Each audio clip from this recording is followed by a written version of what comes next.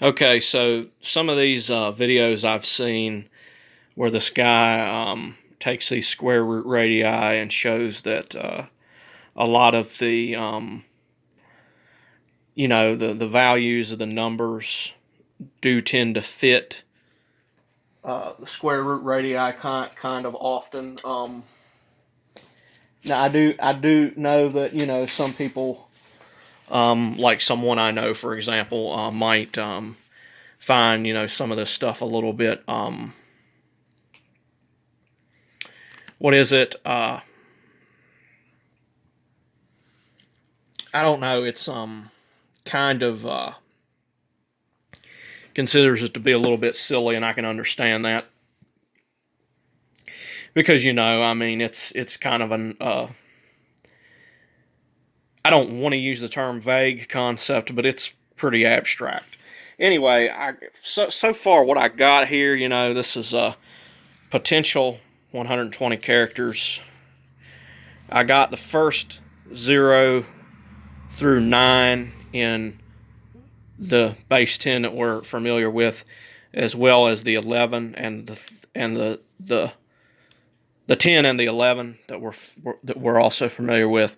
If you go looking into the base 12 channel duodecimal division, he explains that it's possible that somebody might have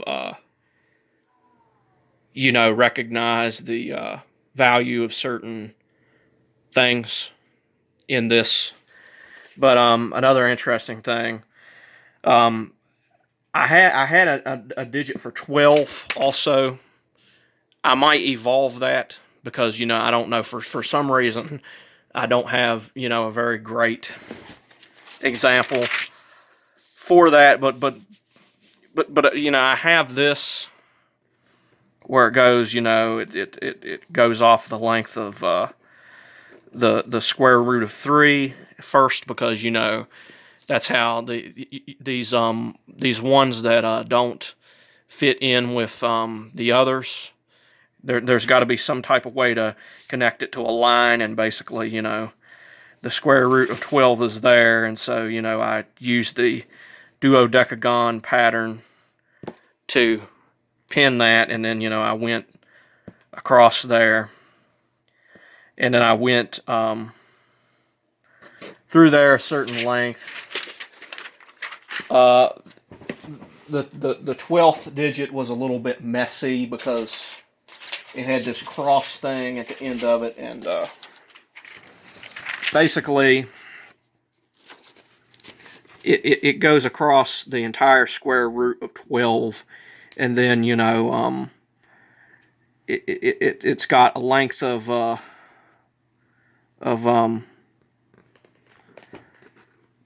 should be a length of 12, but it's got a length of 3 here and a length of 3 here.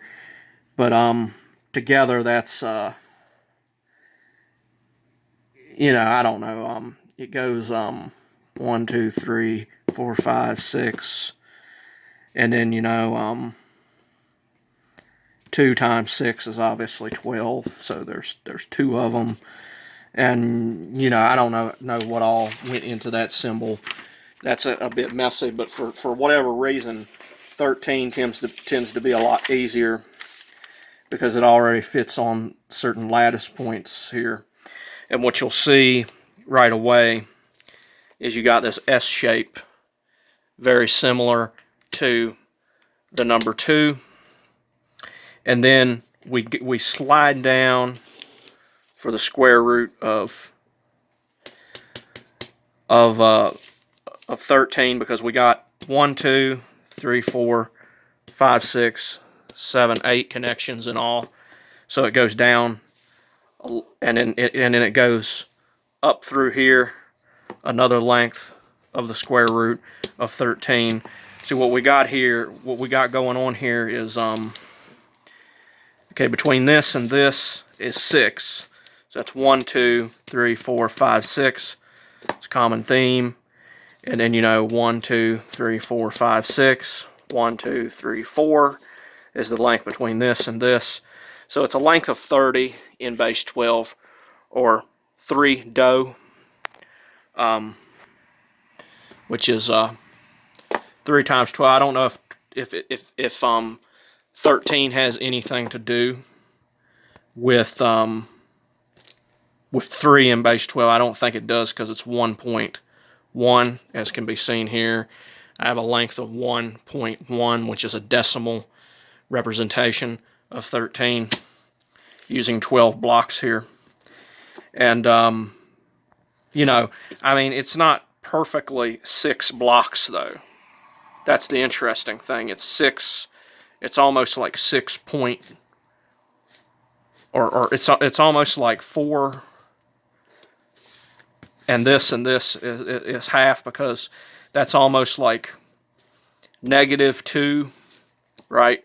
Since you have a Cartesian plane here, that's like up a length of 1, 2, 3.73, and so that's 3.73, the square root of 13 in base 12, and then you got, you know, as it goes in this direction, you got 1, 2.5 almost, because, you know, it kind of cuts off at a half.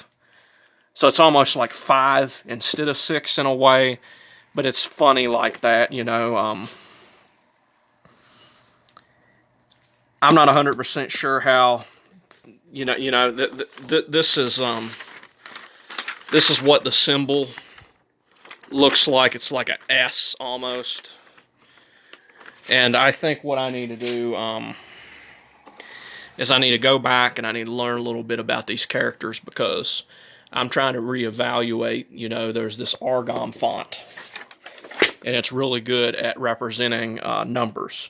And what I'm trying to do is I'm trying to reevaluate some of these numbers, maybe, you know, be inspired a little bit by these square root radii here, you know, give them more, I guess you could say, representations that are more sound within the mathematical sense. But, you know, it just is what it is. I might, you know, do some more advanced math at some point, you know, and I might work on the math at some point that has less to do with numbers and maybe more to do with actual, like, other things like algebra and stuff like that, maybe. But yeah, I've been studying these square roots and trying to understand, you know, if Erik Larson's theory is correct, you know, whether it's true or not, it gives me something to do. It gives me something to think about, because I'm learning about square roots, and I'm learning about, you know, how to study the Cartesian plane, be it in base 12, but if I can understand it in base 12, I can certainly understand it in base 10, you know. Number bases are no mystery to me, you know, because I mean, you know, I've been doing this for a while, you know. There's some math I did in, you know, in several different bases, actually. I had one that was in different bases than that. I had a base 12 version of 5040, a very famous antiprime. And in base 12, it is basically 35 times a gross. It's 2do L gross, or,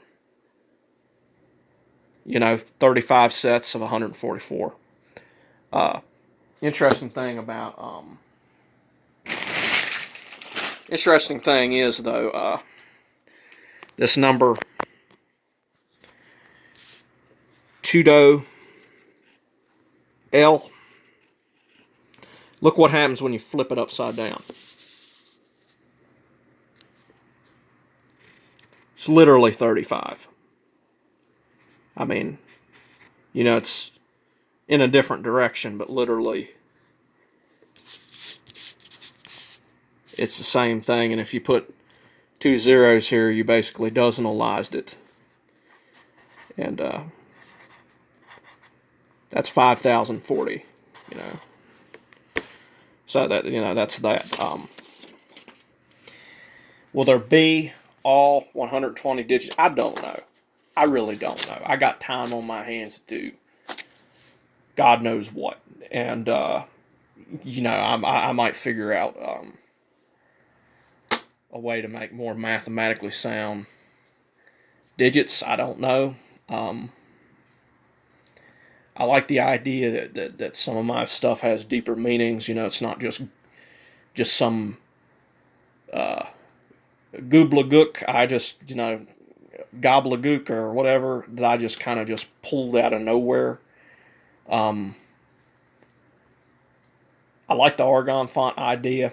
I got a little bit of OCD when it comes to the change of certain symbols, because I think, you know, they took certain symbols out and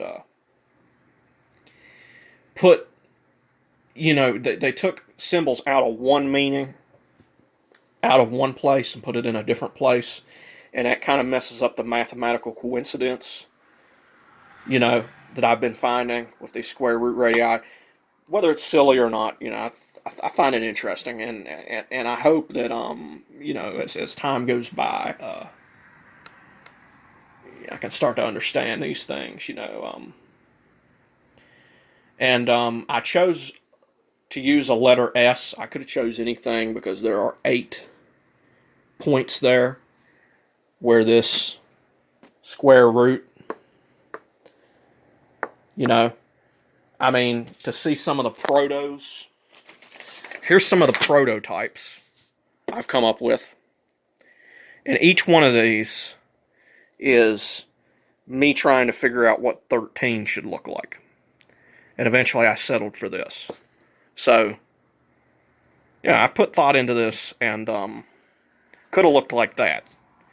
But I just think that's a bit cumbersome. You know, if you can write a SY, write, you know, something that's got like, what is it, 8 parts to it.